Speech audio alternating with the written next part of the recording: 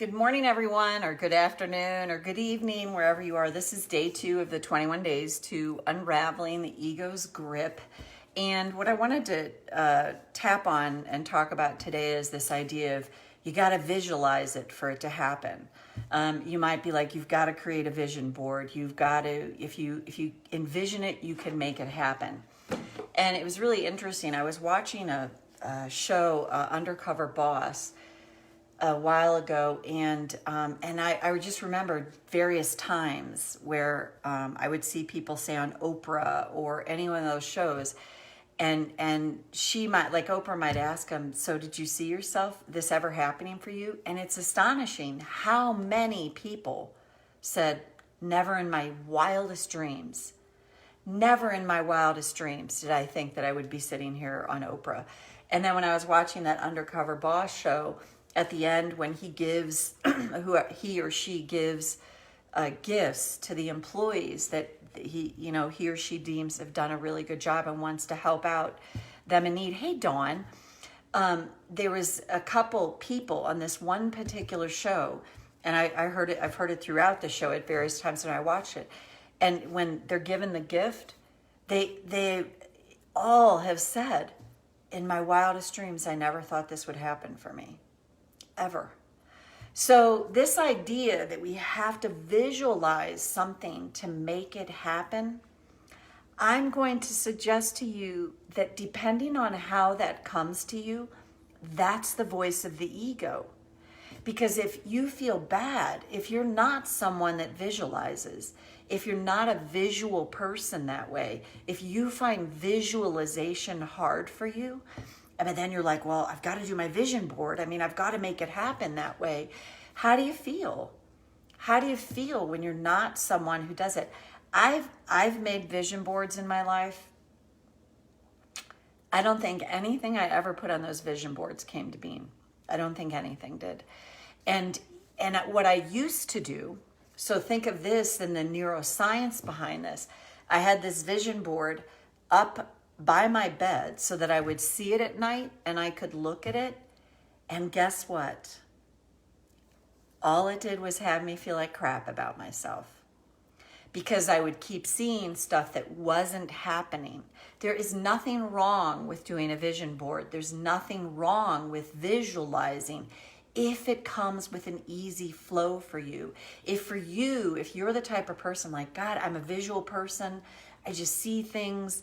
I have a neighbor like that. He just puts it out there. He thinks of something and there it is. And yet then he thinks of other things and there it not is. So it's the energy behind it. And how do you feel when you try to do something like that? If you're like, I need to create a vision board, and then you end up feeling like crap about the vision board, take the vision board down, shred it, burn it, offer it up. If you're like, I've got to visualize it, I've got to make it happen that way, that, to me, I invite you to consider, that's the voice of the ego. And you know it is by how you feel. Now, if it feels light, if it feels easy, if it feels inspired to you, that's, to me, that's the voice of spirit. That's where you just know, oh, if you get that impulse and you're like, oh, pick up that phone and call that person, and something comes from that. That's you more following the flow, where decisions are made through you rather than by you. Life flows through you rather than I'm going to create it and make it happen. So it's just another perspective, a way to look at it. So if you have the belief that, and you hear it all over, the new age world, and I heard the term new cage, which I think is hilarious. Or in any sort of spiritual circle, do a vision board, put that down, visualize it every day, spend time doing that. And you're not someone that is an easy thing for, that it feels more like drudgery. You'll find your own way. But again, how you feel is your indicator of, is this really of spirit, or is this my ego talking? Oh, that's interesting. Huh. I see. Thanks for letting me know that. Hang on. I don't want to lose you. I'm going to wave at you. Can you see me okay clearly now, Dawn? Not sure what's going on with maybe it must be the connection. So keep me posted. I appreciate, okay, good. Thank you. I so appreciate the feedback. So if it goes black again, give me the heads up. So let's just tap karate chop. Even though I have this belief that in order to make something happen, I have to visualize it. But that's hard for me. I choose to honor my feelings now. Even though in order to make it happen, I've got to visualize it. I've got to create that vision board. Yeah, but my vision board has me feeling like crap about myself. I choose to acknowledge these feelings now. Even though the visualization thing, it just might not be my thing. And how do I know? I know by how I feel. And what if that's my greatest barometer? I choose to honor my feelings now. And go to the eyebrow. This visualization thing, it's been kind of hard for me. So what if it's not my thing? What if that's okay?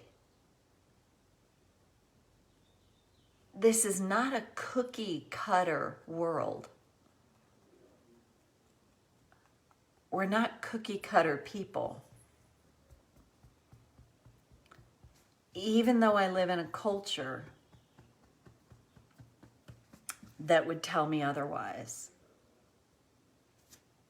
Well, this visualization thing works for them. Yeah, but not for me. And can that be okay? I can make myself wrong about anything. And what if the truth is, there's something else for me that works better for me, that feels light and easy and not like a should, not like a have to. Well, if I don't visualize it, it's not going to happen. But what do I do if my resting thought rate has me visualizing disaster sometimes? Then I judge the hell out of myself because I'm picturing worst case scenario. And what if there's another way to see it? What if when I catch myself in the act of coming down on myself, it's the perfect time to tap or to do anything